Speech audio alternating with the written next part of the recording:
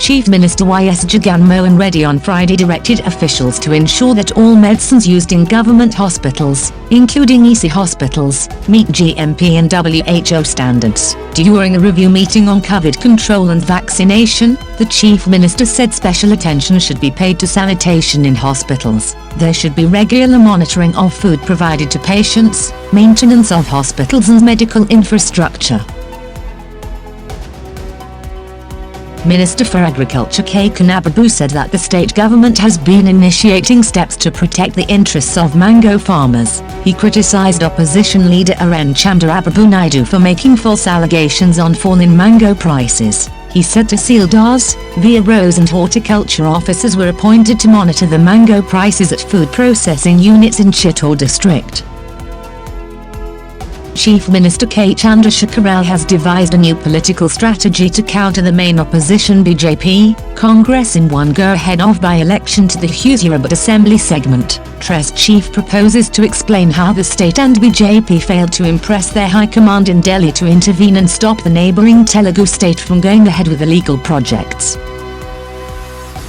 As part of its preparedness to fight the anticipated COVID third wave, State Industry and IT Minister K.T. Rama Rao on Friday inaugurated a COVID command centre at the Indian Institute of Health and Family Welfare premises. The minister observed that the control room would enable the administration in taking complete control of the situation by aggregating and handling all the data related to COVID-19.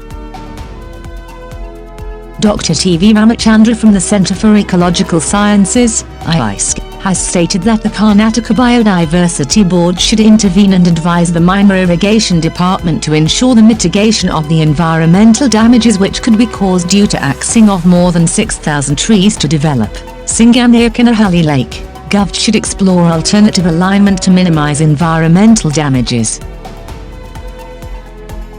President Ramnath Kovind on Friday embarked on a train journey to visit his birthplace in Uttar Pradesh, where he will interact with his old acquaintances from school days and the early days of his social service. It would be after a gap of 15 years that an incumbent president is travelling by train.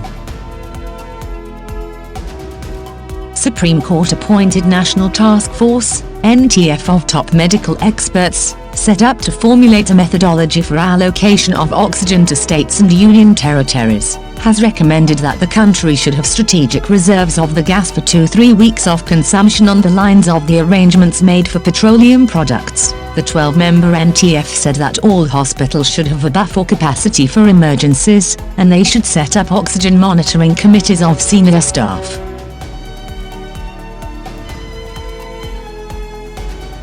Amid the tussle between Twitter and the union government over the new IT rules, Union Electronics and IT Minister Ravi Shankar Prasad was denied access to his Twitter account for almost an hour over alleged violation of the US Digital Millennium Copyright Act, although he was subsequently allowed to access the account, taking to India-made microblogging platform KOVIND. The minister called the action by the US-headquartered Twitter as a gross violation of the IT guidelines.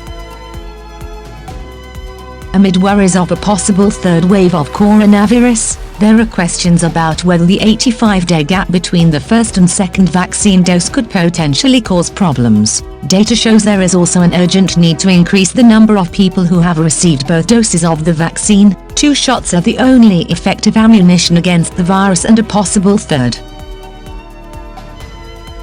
It's compulsively dark for most parts, often strangely so, the way Satyajit Ray's rarely was. Ray had a way of serving the somber in layers, with simplistic emotions often acting as mask for deeper subtexts. The short stories adapted to create this anthology, a directing comparison while establishing grave discomfort. But then, they never said they were recreating Ray.